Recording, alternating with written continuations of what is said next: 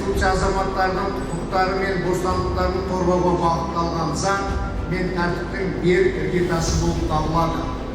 Бүгінде ішкі істер органдарының жеке құрамы осы қағидаттарын басшылыққа ала отырып, қоғамдық тәртіпті сақтау, құқық бұзушылықтың алдын алу және азаматтардың қауіпсіздігін қамтамасыз ету бағытында елеулі үлес қосып келеді.